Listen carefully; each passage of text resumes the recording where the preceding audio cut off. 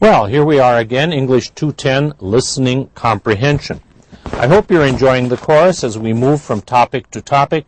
And as you can see, today's topic is home. Home is a big word. Home, for one person, is very different from home for another. It's where we feel that we are taken in and we're with our friends. Our home can be a house, it can be an apartment, it can be a tent. It all depends on our background. So today we're going to be discussing and dealing with some aspects of home. If you look at the sheet there, you see we'll hear a conversation about finding the right apartment. If you're away from home and you're looking for a place to live, it's sometimes very important to find the right place. And we'll be doing some exercises about that. And at the end of today's lecture, something special. You'll be getting your homework passages. In other words, today you'll be able to hear the material you'll need to do those homework exercises which you'll find on site. So let's get started today by looking at our materials. Finding the right apartment. We see the introductory page here, something that happens sometimes when you're moving. You have to move the furniture. You have to be involved with getting your furniture out of the apartment and into a new one. And so we have some of the questions at the top of the page. What are the men in the picture doing? Of course, they're moving furniture, whether professionally or just helping their friends, we don't know. We would assume that somebody is moving in or moving out. Number two, how many times in your life have you moved? Well, this will vary. People here don't really move that much, I think, but in some parts of the world, especially young people, move very often. They move to college, and then they move to a new apartment, and so moving is something they do quite often. What were the reasons? Well, I can't tell you that. Some people move to get a better place, some because they changed their job, some because they're changing their status in life. Maybe they've newly become married and are moving in to their own house for the first time. And finally, is it common for young adults in your culture to live by themselves? Well, you'll have to answer that, but I think your answer will probably be no. Why or why not? Well, this is a question of culture. So let's move on now to our exercises. Let's move on to questions of language, things that are involved with language. We go to the next page, and here we see one of the characters in our conversation. This man standing in the door of a building, and we see the word vacancy, an important word for us from the adjective vacant, meaning empty. So if you come to a hotel or you come to a building and it says vacancy, it means that one of their rooms or one of their apartments is free and is not occupied. So we assume this man is the manager or the landlord of the building. Some terms we'll be talking about today. At the top they say, look at the photo, what is happening? Well, hard to say, but certainly this landlord or this manager is meeting someone, very likely a customer, someone who would like to move in to his building. What kind of place do you live in now? An apartment, a house, a student dormitory? Again, I can't answer that for you. All of those are possibilities. Now we move on to our vocabulary, section. If you have the book, you have it in front of you. If you don't, I'll provide it here temporarily until we have the solutions. We look at our vocabulary items up above.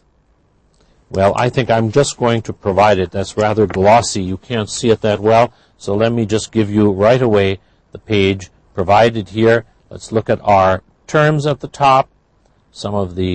We have here nouns.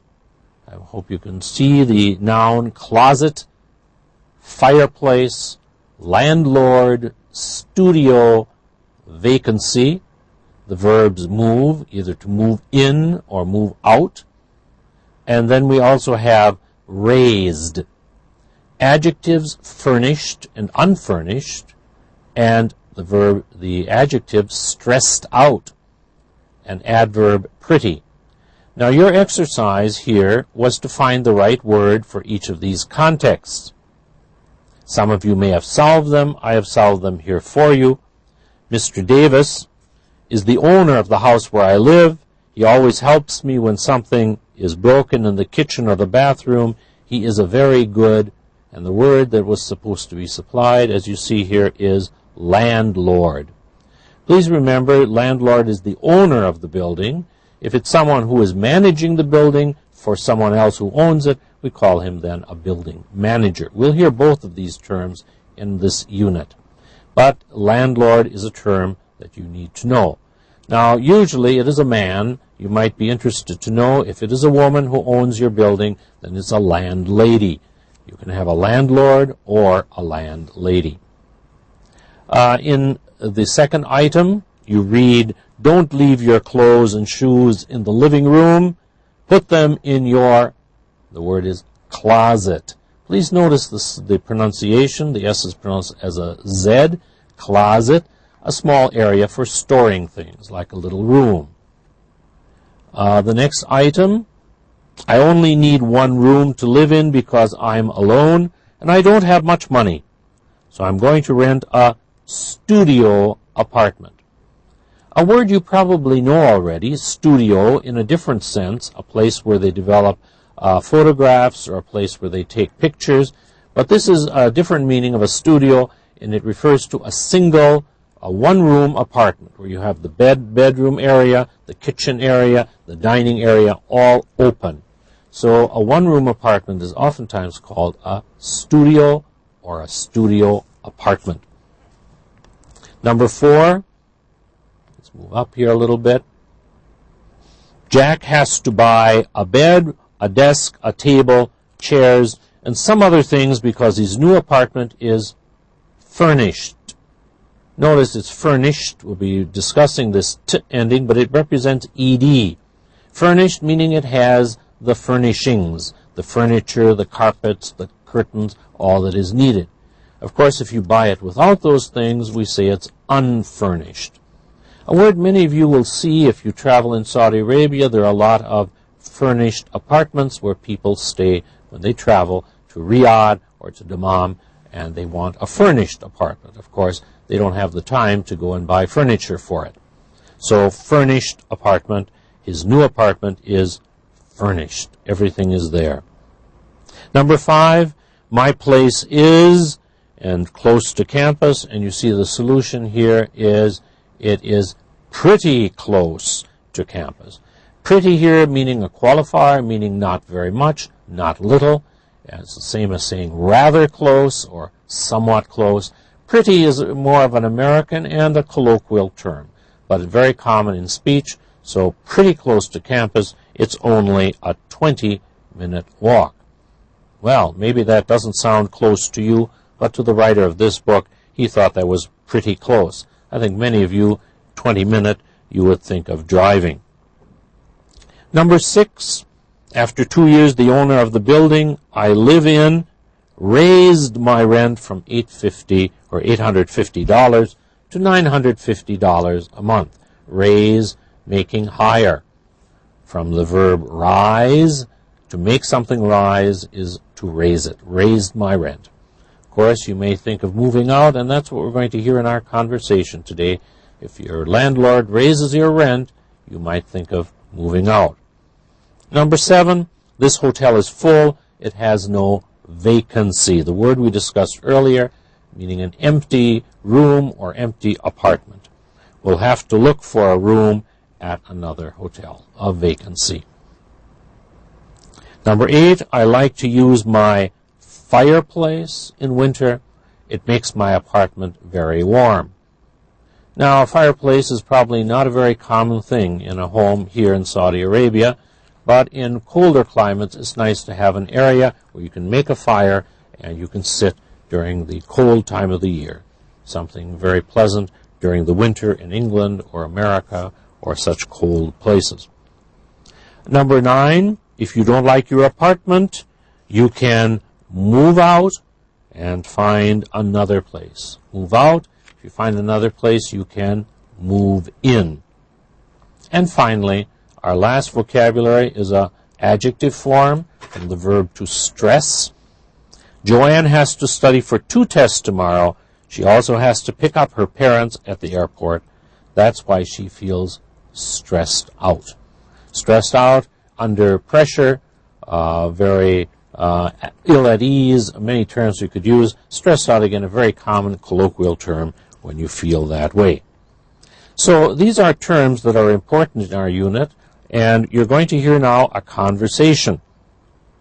The conversation is in your book, but maybe it's a good idea now to just listen and see if you can hear the answers to these questions.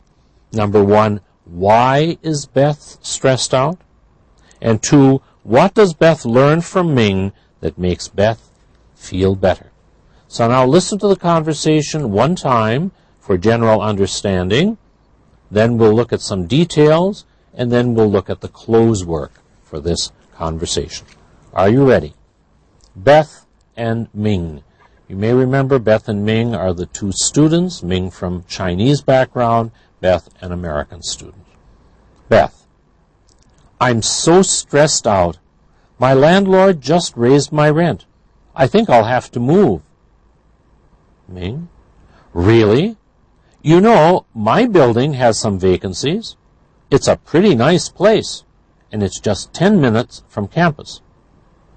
Beth: Oh, yeah? How much is the rent for a studio? Ming: There are no studio apartments in our building. My neighbor just moved out of a 1-bedroom. He paid $850 a month, I think. Beth: That's not bad. Tell me more. Ming: Well, 1-bedrooms come with a bathroom, a kitchen, a fireplace in the living room, pretty big closets, and, are you looking for a furnished or unfurnished place? Beth: Unfurnished. I have all my own stuff. What about parking and laundry? Ming: There's no garage. You have to park on the street, but there is a laundry room downstairs. Beth: I think I'm interested. Could you give me the address? Ming: Sure. It's 1213 Rose Avenue. The manager's name is Mr. Azizi. Call him up or just stop by and talk to him. Beth: Thanks, Ming.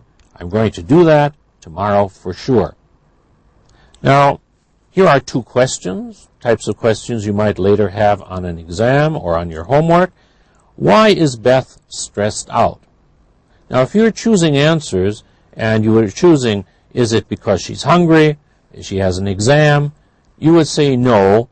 The reason is she has to move out of her apartment. Or you could say her landlord has raised the rent and she wants to move.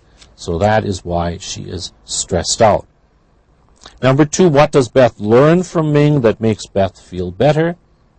Well, she learns about a possibility, a 1-bedroom apartment where she might move. So those would be answers. Now, when you're tested on these things, you will hear the passage and then you'll choose the answer to such questions. Let's turn to the next page now and look at something a little more specific. These are more details of what was in the conversation. Listen again. Well, I'm not going to read it again. See if you remember. Write T if the statement is true, F it is false. If it is false, number 1, Ming's building is close to campus.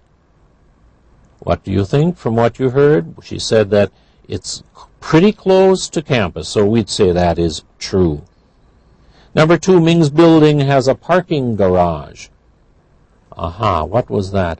Oh, we heard, no, you have to park on the street, so that is false. Number 3, in Ming's building, a 1-bedroom apartment rented for $850 a month. And that's what we heard, and she said was quite happy about that, so that's true. Number 4, Beth needs an unfurnished apartment.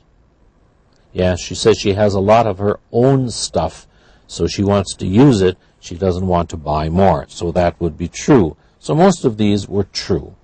Now, I'll tell you again, you're probably thinking of at the end of this course there'll be an exam. They won't be true and false questions. They'll be choosing answers, but sometimes it's good to do this type of exercise. Now, in this course, it's very important to know what you're hearing.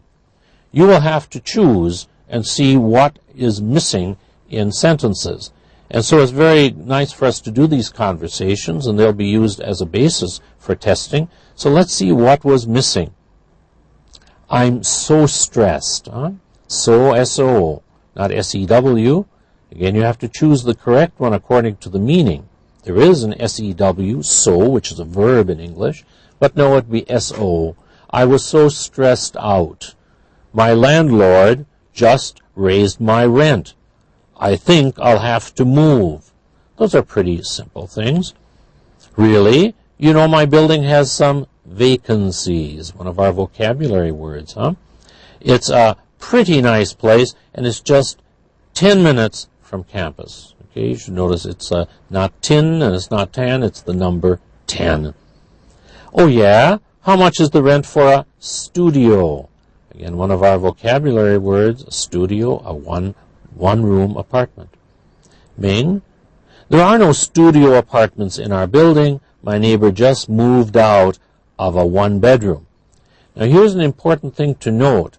Let's look at that, moved out. We're going to be practicing the ed ending. Now, you don't hear it a lot, but you know it has to be there because he just, it means it happened, it's finished. He moved out. You don't hear moved out, but you know it's past, and so if you're choosing move or moved out, you would choose the past tense here. Of a one-bedroom, he paid $850 a month, I think. Beth says, that's not bad. Tell me more. Again, B-A-D, not bed, not bid. Again, the context should help you to know that, even if you couldn't hear it exactly. Well, one-bedrooms come with a bathroom, a kitchen, a fireplace in the living room, pretty big closets, and are you looking for a furnished or unfurnished place? Now, bathroom, not difficult, living, but notice again with furnished. It's a t at the end for the ed ending, but again, you would know it has to be because this is an adjective from the verb to furnish, furnished or unfurnished. We're going to be talking about these ed markers in our pronunciation exercise after this. Then she goes on to say, unfurnished, I have all my own stuff. What about parking and laundry? So notice the use of own. This is to emphasize possession.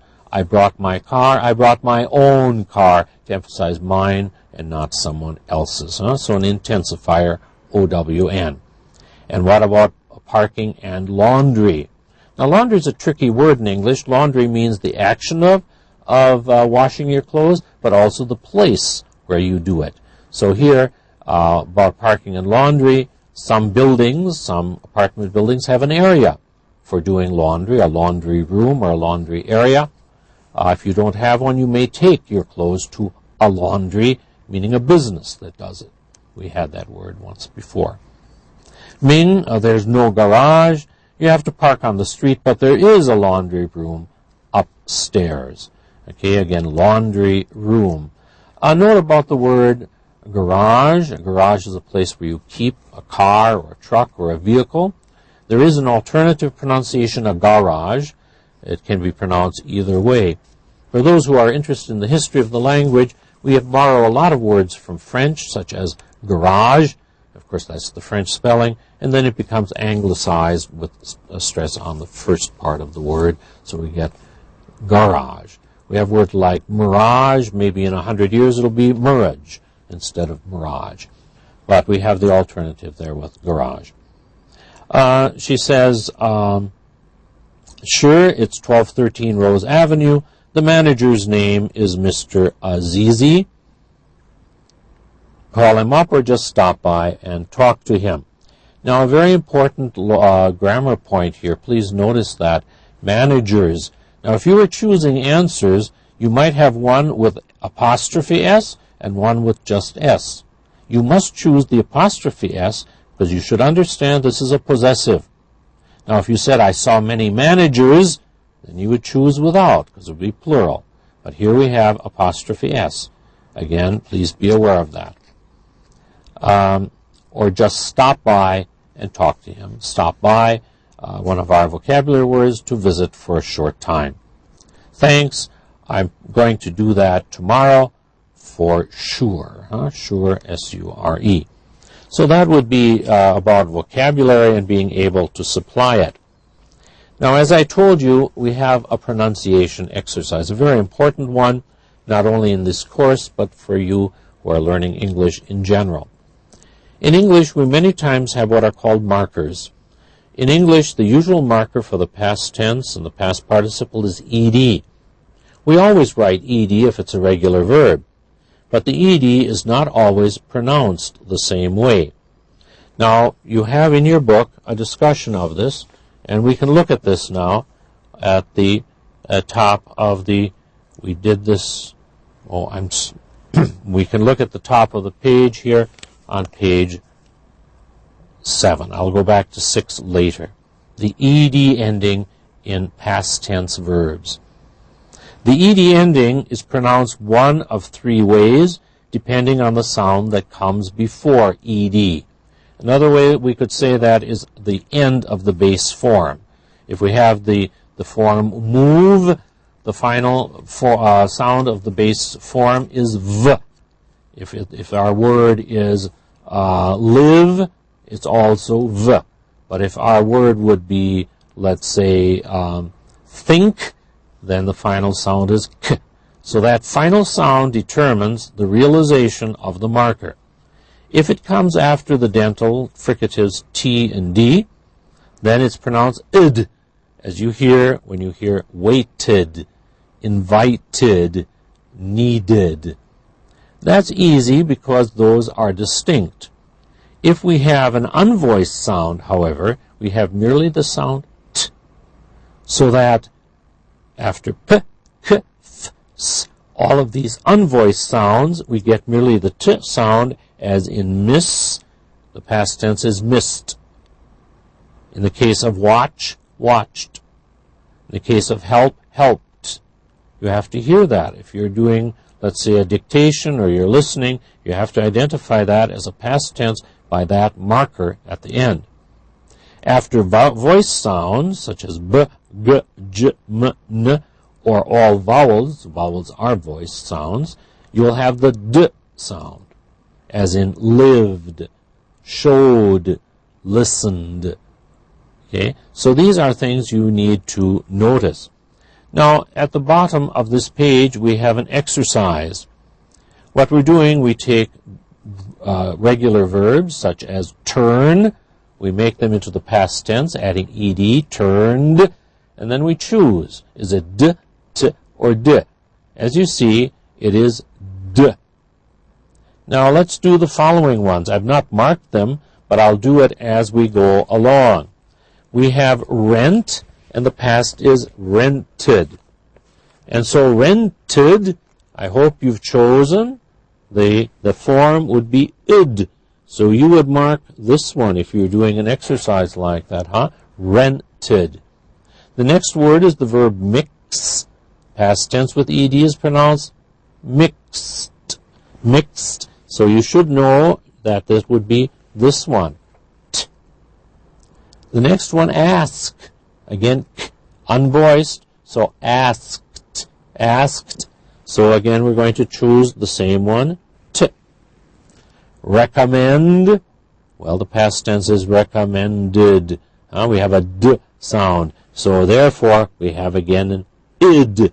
Recommended, as in rented. D and t. Dental fricatives, we're going to have that marked. Walk, walk, final sound is k, so the past tense is walked, walked, so we mark t. Test, test, t. We have final t, remember t and d, so it's tested, id again, id.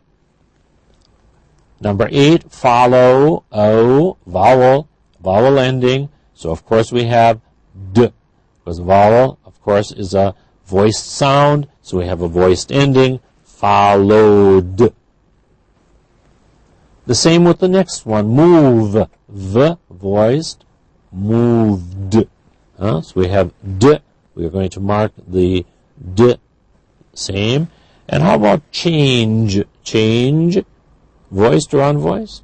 Voiced, change. So changed, changed. Okay? So that's a nice exercise, being aware of these sounds. Now, in your book, they have a follow-up on this on page 5-8, page 89 in your book, where we see different activities. And the purpose of this exercise is to be aware, again, of endings, these ed endings, and how they are realized as a voiced d, as an unvoiced t, or as a vowel, the schwa, plus d, id. So we see the first picture, and we say that the movers moved the furniture. So we hear a d at the end. They carried the furniture, again, d. And we see that here we have our friend Jennifer, who watched. So again, notice the differing realizations. Moved, carried, watched.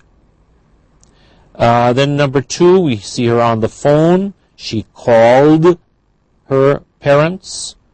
They asked her how she was, asked. And she described, again, she described how the movers handled the furniture. Number 3, we see her with the boxes in the apartment, and we say she looked.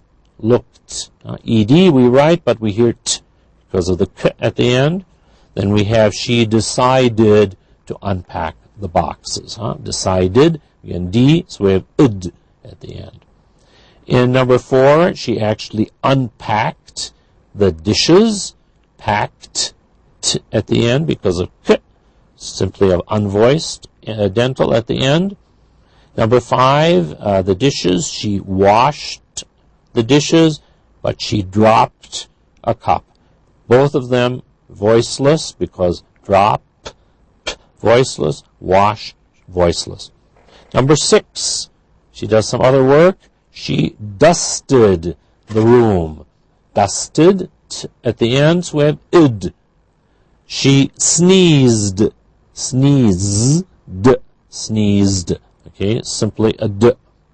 Then she decided to paint, so she painted. Again, id.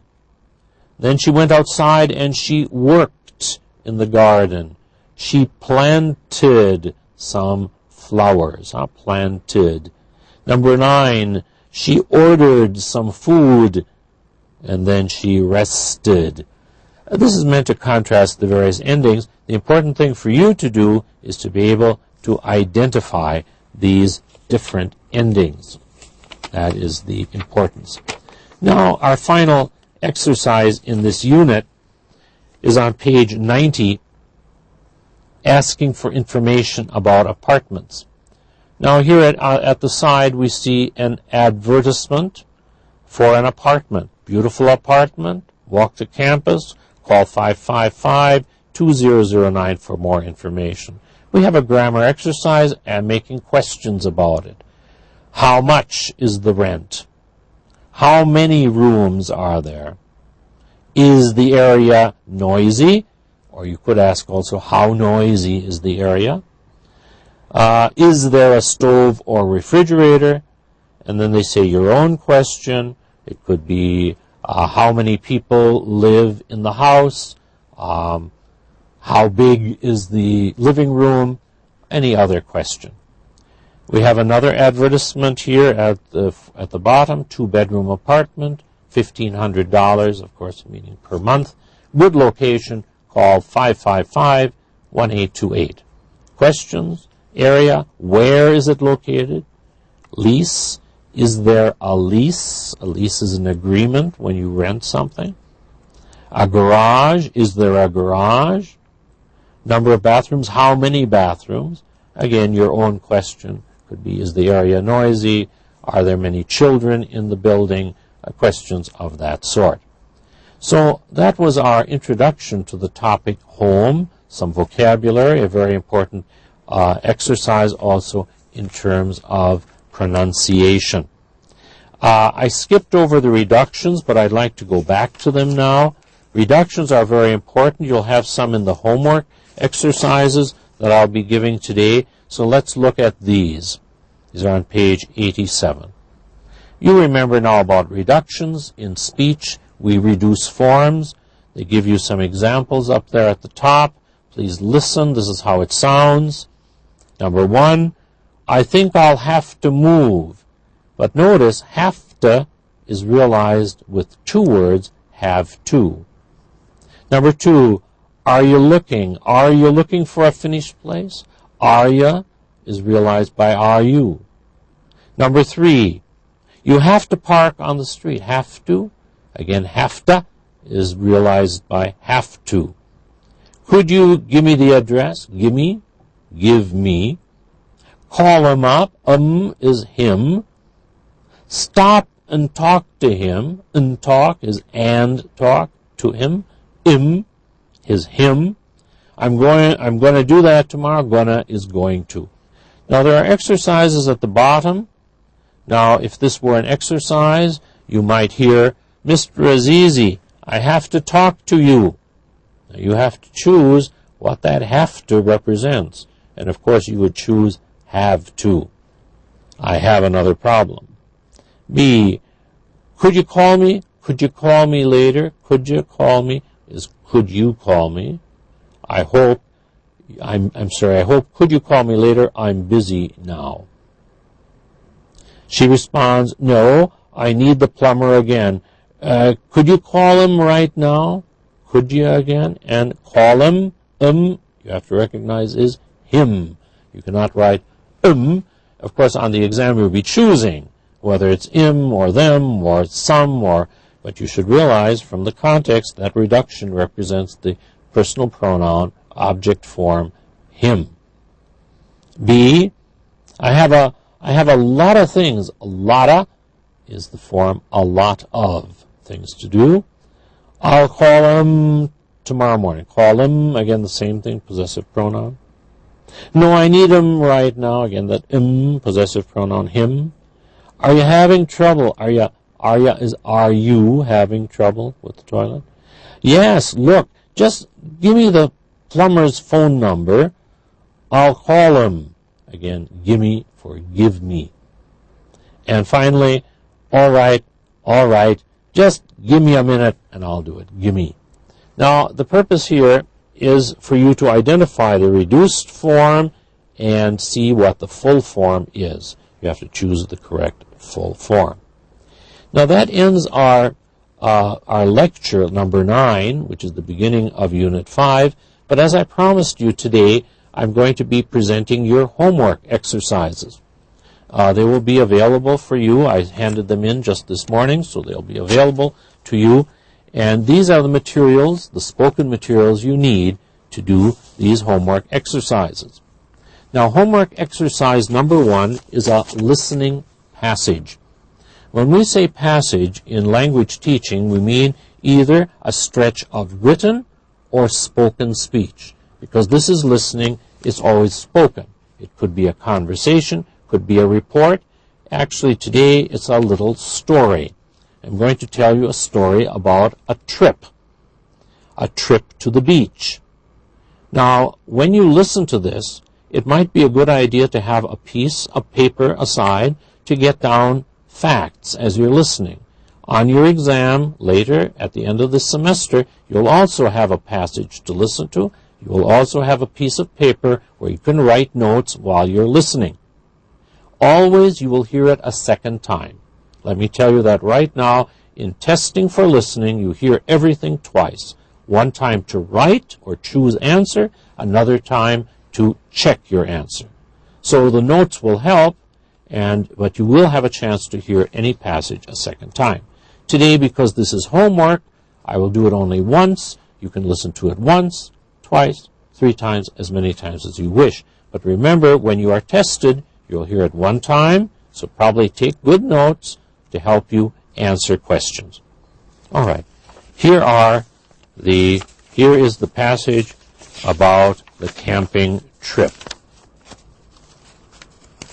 Okay, I just have to find my questions here so that I'll be able to do those immediately after I finish. Okay, here we are, ready to go. Here's the listening passage. Try to take good notes. A trip to the beach. Last week, Salah and his two brothers decided to go for a trip to the beach. The day was bright and sunny when they set off for Golden Bay. It was a 2-hour drive by car, and when they arrived at the beach, they ran to the water, left their street clothes, and jumped into the water in their swimming trunks. The hours passed. They passed quickly as they swam, sat on the rocks along the shore, and told stories about other trips they had taken. By afternoon, the weather changed. Clouds appeared, covered the sun, and a cool wind started to blow. So Salah and his brothers decided to go back to where they had started and decided to put their warmer clothing back on. What a surprise they had when they got there. Their car stood where they had left it, but where were their clothes? They shook their heads in wonder. Then the cry of a bird made them look up. It was a large white seagull, but it was carrying a red shirt in its beak. That was the shirt of Salah's little brother. When they looked more, they saw more of their clothing, some in trees, some on the rocks in the distance, but it was all torn and dirty. Apparently the gulls had fun too that day, snatching away clothing and tearing it up. So Salah and his brothers had to drive back home in their swimming trunks. Now that's a simple story. I hope you understood it. And now, if you listened carefully, you should be able to choose the correct answers on your homework exercises for each of the following 10 items. So when you go to your homework, it looks like this. Just so you know what we're talking about, you'll see these different choices, and you have to choose the correct one. Let me leave these in front of you so you know what we're doing. For number 1, you hear the question, where did the boys spend their day? You have to choose shopping, studying, swimming, hiking, reading. Okay? And you'll do the same for the following 9 items. Number 2, what was the weather like in the morning? Again, what was the weather like in the morning? Number 3, how long did they need to reach their destination? Destination is where you're going. How long did they need to reach their destination? Number 4, what did Salah and his brothers do there? There meaning at their destination. What did Salah and his brothers do there? 5, what made them change their mind? Remember, they were busy, having a good time. What made them change their minds?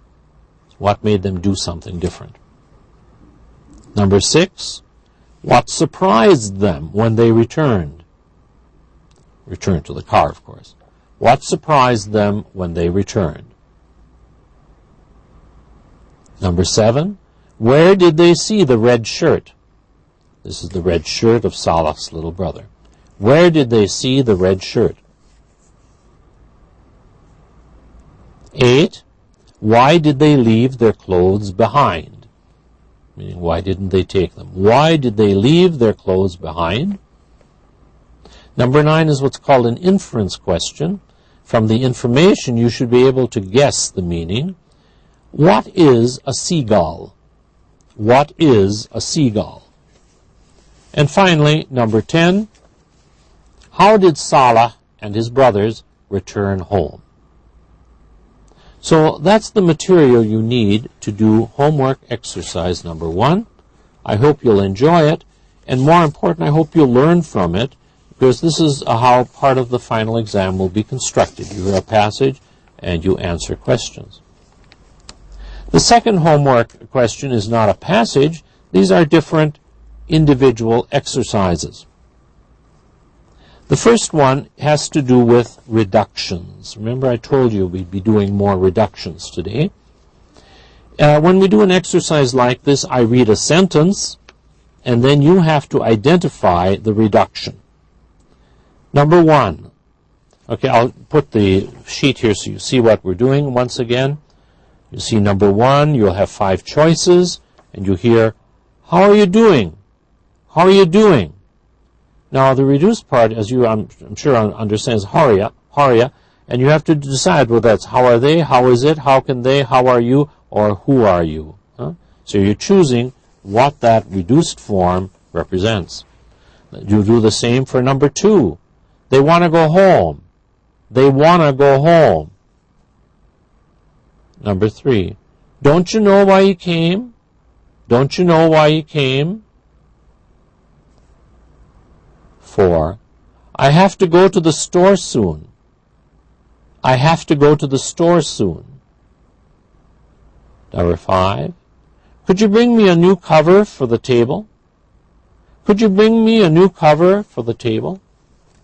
So those are 5 examples of reductions. So please do those.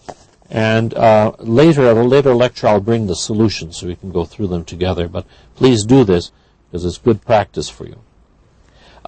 In the next section, numbers 7. Okay, again. Here we see that was through number 5. So now we come to number 6.